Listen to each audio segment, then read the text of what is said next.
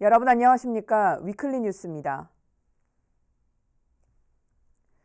어려운 이웃을 돕기 위한 성금 모금이 충남 지역 첫 번째 순서로 천안에서 진행됐습니다. 기업체부터 어린이들까지 작은 정성이 모여들었습니다. 장동원 기자입니다. 저금통을 손에 꼭 쥔 어린이들. 하나둘 모은 동전들은 한데 모여 이웃을 위한 커다란 정성으로 변했습니다. 아이들과 교사, 원장님 이렇게 또 다 같은 한 마음으로 작은 저금통을 만들어서 수시로 조금씩 저축을 해서 오늘 이런 공동 모임에 오게 됐습니다. 녹록치 않은 사정에도 수익의 일부를 전달한 기업들은 나눔에서 더 큰 보람을 느낍니다. 제가 기부를 하기 위해서 일을 한 건 아닌데 제가 다른 사람들한테 좀 보탬이 많이 되니까 이게 또 여기서 얻는 뿌듯함도 되게 크고 일을 더 열심히 해야겠다는 그런 마음이 좀 많이 커지더라고요. 충남 사회복지공동모금회의 나눔 캠페인이 천안에서 시작됐습니다. 올해 충남 지역 목표 모금액은 167억 7,700만 원. 15개 시군을 돌며 다음 달 31일까지 사랑을 위한 모금을 진행합니다. 천안의 경우 18억 원가량을 모금했고 최근까지 2배가 넘는 36억 원을 배분받아 사회복지시설 등에 지원됐습니다. 겨울도 다가오고 또 새해도 오잖아요. 이런 데일수록 더 애로운 사람은 더 애롭습니다. 그래서 저희들이 최선을 다해서 할 테니까 여러분도 뜨거운 사랑과 정성으로 보답해 주시기 바랍니다. 성금은 시청과 각 읍면동 행정복지센터를 통해 전달할 수 있습니다. 한편 오는 12일 천안복지재단이 시청 로비에서 모금 행사를 열고 천안 30개 지역에서 순회 모금에 들어갑니다. 티브루드 뉴스 장동원입니다. 과학 체험을 접할 기회가 적은 노인과 장애인들에게 한 대학이 특별한 프로그램을 운영했습니다. 선조들의 지혜와 과학의 원리를 쉽고 재미있게 배울 수 있었습니다. 송용환 기자의 보도입니다. 농아인들이 향초 만들기에 한창입니다. 컵에 심지를 붙인 뒤 원하는 색깔의 색소와 향, 촛농을 붓고 잘 섞어줍니다. 이대로 잠시 식혀주기만 하면 예쁜 향초가 완성됩니다. 이번엔 휴지를 이용한 공예품 만들기. 한 참가자가 강사로 변신했습니다. 새끼를 꽂듯 휴지를 말자 튼튼한 끈이 되고 간단한 생활용품도 만들 수 있습니다. 예전에 지푸라기 같은 거를 꽈봤어요. 그랬던 경험들이 있어서 오늘 잘 할 수 있었고요. 오늘 선생님이 이렇게 가르쳐 주니까 이렇게 한 방향으로 일정하게 하는 거였구나라고 잘 알게 돼서 쉽게 했던 것 같아요. 과학기술정보통신부가 주최하고 선문대 행복한 과학생활 연구소가 운영한 시니어 과학문화 프로그램입니다. 지난 1년 동안 천안 지역 농아인과 어르신들이 참여해 선조들의 지혜와 생활 속 과학을 쉽게 이해하는 다채로운 체험이 진행됐습니다. 정말 좋았던 시간인 것 같아요. 예전에보다 지금 보면은 점점 더 좋아진 것 같고요. 수업이 마음에 들어요. 앞으로 이대로 계속 과학 시간이 운영이 됐으면 좋겠고요. 김정희 교수님 너무 감사드려요. 저희가 과학이나 이런 걸 배우고 깨닫게 해주신 분이라 너무 감사드립니다. 한편 지난 3일과 4일 대학 도서관에서는 그동안 만든 작품을 선보이는 작은 전시회도 열렸습니다. 티브로드 뉴스 송용환입니다.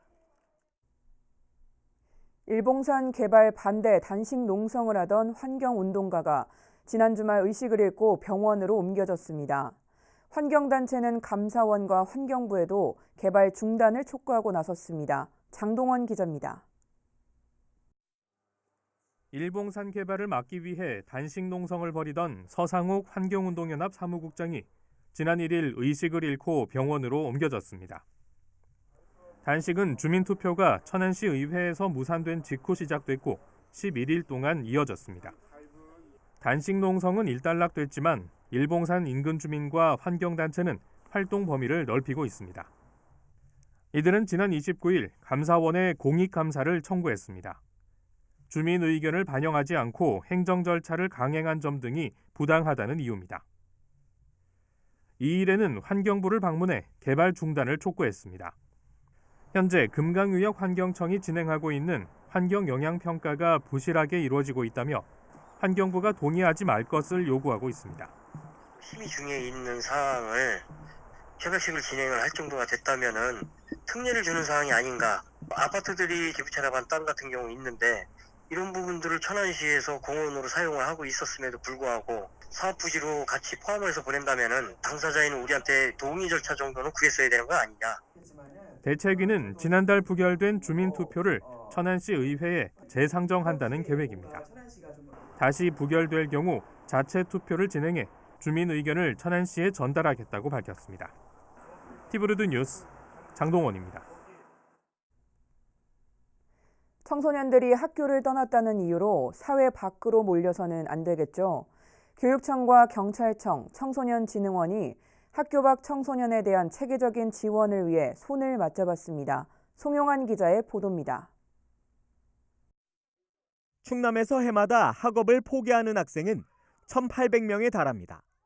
지금 현재도 약 8,000명의 학교 밖 청소년이 있지만 이 중 학교 밖 청소년 지원센터에서 관리되는 인원은 2,000명에 불과합니다. 법적으로 학교 밖 청소년에 대한 업무는 여성가족부와 지자체 소관인데 정작 교육부는 빠져 있는 등 관리 시스템이 미비합니다. 작년에 충남의 청소년 자살 수가 17명이에요. 그중에 학교에 다니고 있는 재학생이 3명이거든요. 그러면 학교 밖 청소년은 14명이 됩니다. 그만큼 학교 밖 청소년들이 세상살이가 그렇게 녹록하지는 않다는 걸 나타내주고 있다고 보는 거예요. 충남교육청과 충남지방경찰청, 충남청소년진흥원이 학교 밖 청소년 지원을 위한 업무 협약을 맺었습니다. 교육청은 우선 10명 내외로 학교 밖 청소년 교사 지원단을 꾸려 실태 파악과 대책 마련에 주력할 계획입니다. 또 청소년진흥원과 경찰은 실태 조사 결과를 토대로 청소년들의 상담과 보호, 학습 지원을 하게 됩니다. 지방경찰청과 또 청소년진흥원과 함께 3기관의 손을 잡고 우리 한 명이 아니라도 더 돌볼 수 있고 그리고 지원을 해서 자기 삶을 좀 학교에서 학교 밖으로 사회로 연결되는 탯줄이 되어서 아이들이 건강한 성장을 지원하는 그런 영양분을 계속해서 공급할 수 있도록 탯줄의 역할을 할 것으로 기대를 합니다. 교육청은 이달 중으로 천안과 아산, 홍성 3개 지역에 지역협의체를 구성한 뒤 내년에는 도내 전 지역으로 확산할 계획입니다. 티브로드 뉴스 송요환입니다. 학교 과밀화로 진통을 이어오던 불당동에 학교 증축이 추진됩니다. 또 아파트가 들어서고 있지만 학교가 부족한 성성지구에는 유치원과 초중학교가 신설될 계획입니다. 장동원 기자입니다. 56개 학급, 학생 1,600여 명의 불당동 불무초등학교입니다.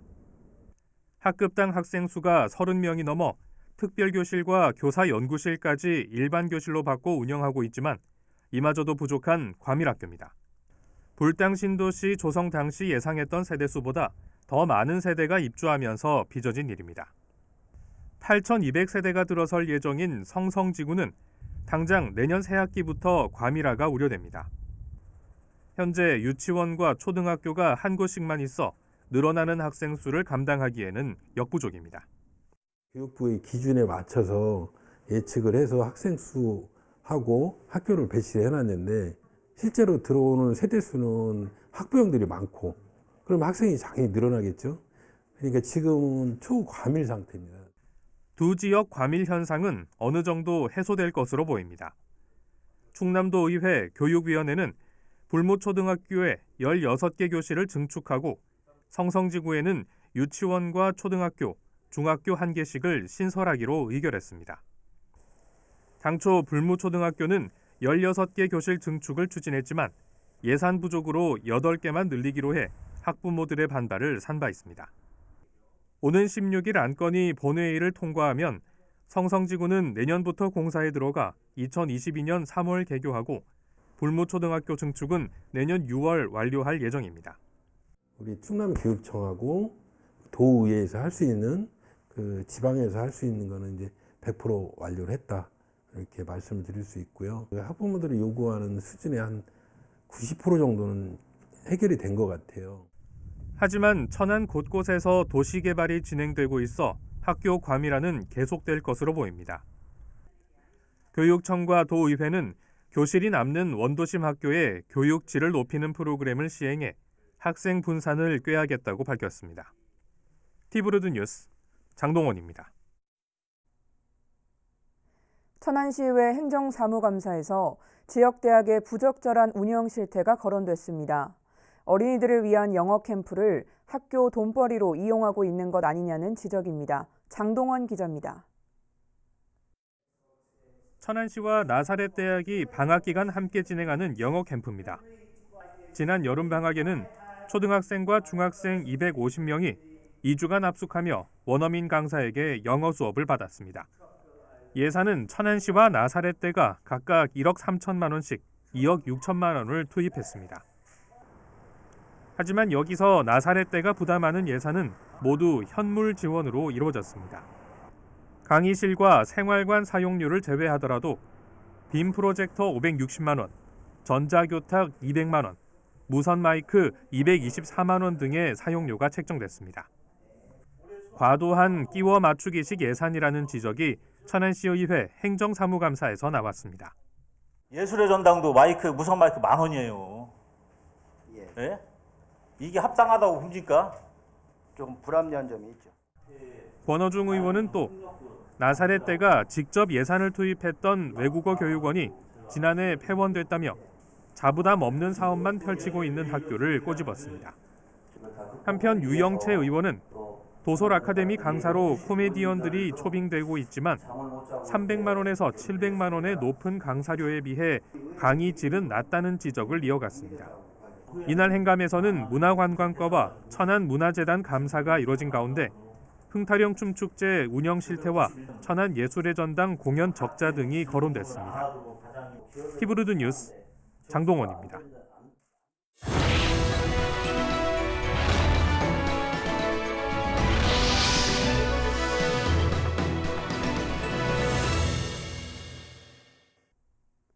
환갑이 넘은 노인들이 운영하는 반찬 가게와 책방이 세종시 세롬종합복지관에 문을 열었습니다. 노인 일자리 사업의 일환으로 은퇴 후 제2의 인생을 시작한 이들을 김장섭 기자가 만나봤습니다. 주방이 반찬을 만드는 손길로 분주합니다. 먹음직스러운 반찬은 포장을 거쳐 진열대로 옮겨집니다. 능숙하게 반찬을 만드는 이들은 바로 60대 노인들. 노인 일자리 사업을 통해 제2의 인생을 찾았습니다. 아침에 일어나서 일자리가 있어서 너무 좋고 또 제가 할 수 있는 잘할 수 있는 것이 반찬 만드는 거라 이렇게 나와서 만들다 보니까 또 친구들도 만날 수 있고 하루가 너무 짧은 것 같아요. 바로 옆 책방의 직원들도 모두 노인입니다. 은퇴 후 생활이 적적하던 임천모 씨도 책방에서 일하며 자신감을 되찾고 있습니다. 60이 넘어서 사회활동에 참여할 수 있다는 것이 가장 큰 기쁨입니다. 저에게는 더할 수 없이 좋은 경험이고 또 새로운 앞으로 삶에 대해서 희망과 또 현 사회의 역할을 할 수 있다는 하나의 기대치가 상당히 저한테는 좋습니다. 노인 일자리 사업의 일환인 책방과 반찬 가게가 세롬동 종합복지센터에 문을 열었습니다. 모두 시장형 일자리로 단순 노동 위주의 일자리가 아닌 노인들의 적성과 경험을 살렸습니다. 이들은 일주일에 2, 3일씩 근무하며 한 달에 40만 원가량을 받게 됩니다. 올해만 카페와 반찬 가게, 책방 등 시장형 일자리 사업에 노인 130명이 참여하고 있습니다. 공동체로서의 그런 존재감을 좀 느끼실 수 있고 또 건강해진다라는 연구 결과가 있습니다. 아무래도 왔다 갔다 활동을 하시다 보면 건강도 챙기실 수 있기 때문에 일석이조의 효과를 얻을 수 있을 거라고 생각합니다. 적성까지 고려한 일자리가 노인들의 삶에 활력을 불어넣어주고 있습니다.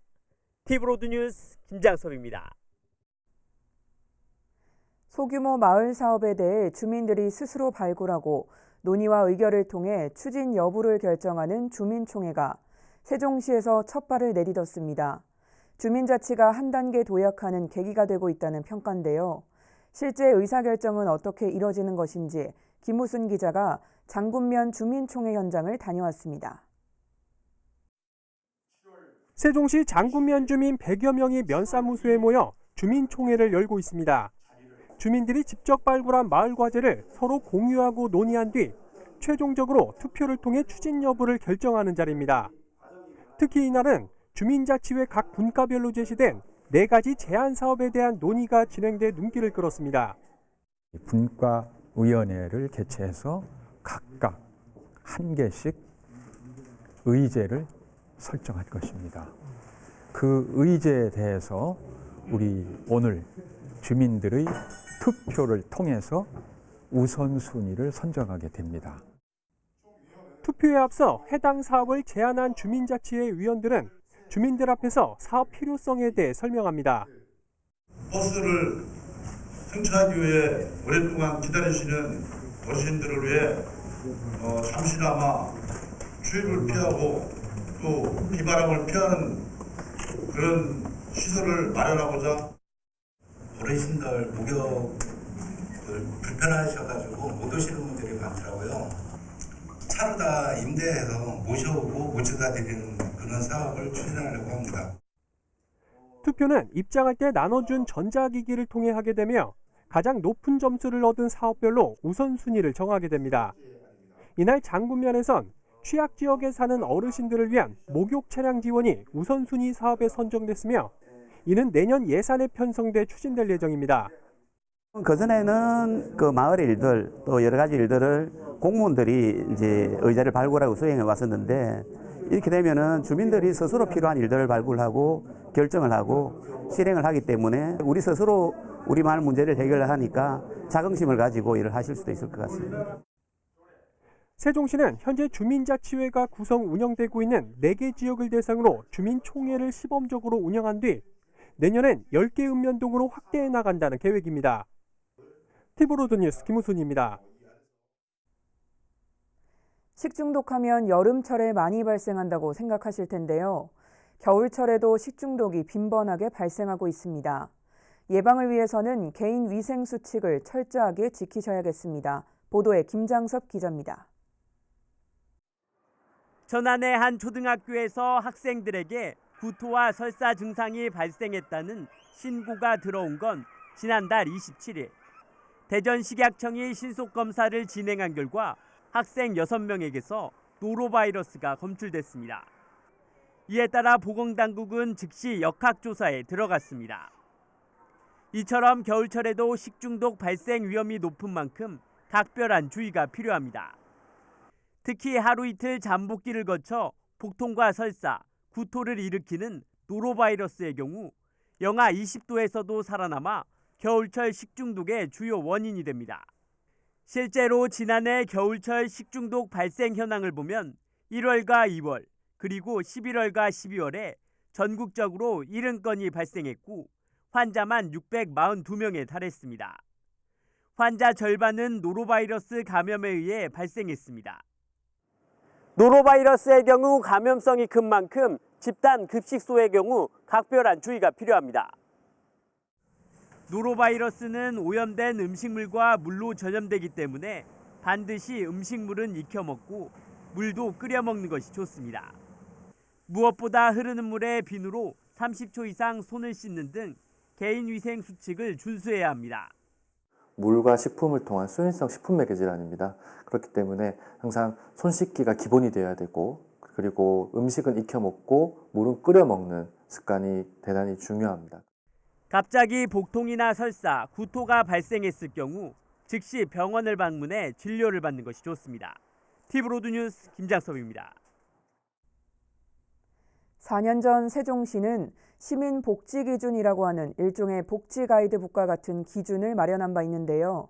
시간이 흐르고 여건이 변함에 따라 이 기준을 현실에 맞게 수정할 필요가 대두돼 왔고 최근 2기 복지기준이 마련됐습니다. 어떤 내용을 담고 있는지 김우순 기자가 살펴봤습니다. 지난해 말 기준 세종시의 여성 고용률은 53.1%로 전국 평균인 57.2%보다 4%포인트가량 낮았습니다. 남성 고용률은 전국 평균보다 높았던 점을 감안하면 다소 아쉬운 결과입니다. 이에 세종시가 오는 2022년까지 여성 고용률 최저 55% 달성, 적정 기준 적용 시 57%까지 높일 수 있도록 여성 일자리 창출에 적극 나서기로 했습니다. 이러한 내용 등을 담은 세종시민 복지기준 2.0의 구체적인 윤곽이 드러났습니다. 복지기준 1.0이 나온 지 3년 만입니다. 지난 4년 동안 인구도 많이 늘었고 여러 가지 사회 현상의 변화가 있어서 3년이 지난 후에 다시 현실에 맞게 수정해야 되겠다 하는 그런 판단을 하게 됐습니다. 세종시민 복지기준 2.0엔 시민들의 주거와 교육, 소득, 일자리 등 10대 영역 69개 세부 과제에 대한 최저 기준과 적정 기준이 담겨 있습니다. 이를 실천하기 위해선 내년에 778억 원을 비롯해 3년 동안 모두 2,400억 원의 예산이 소요될 것으로 내다봤습니다. 매년 복지기준선을 부분적으로 리뉴얼하고 2022년 정도에는 다시 세종 시민 복지기준선 3.0을 더욱더 의욕적으로 발표하게 되기를 바람하지 않습니다. 세종시는 이번에 발표된 복지기준 2.0을 기준으로 2022년까지 추진해 나갈 복지정책의 세부 실행 계획을 마련할 계획입니다. 티브로드뉴스 김우순입니다. 세종시가 화물이나 여객용 자동차의 도로변 불법 밤샘 주차에 대한 안전감찰을 벌여 모두 16건을 적발했습니다. 또 적발된 차주들에게는 관련 법에 따라 5만 원에서 20만 원의 과징금 처분을 내렸습니다.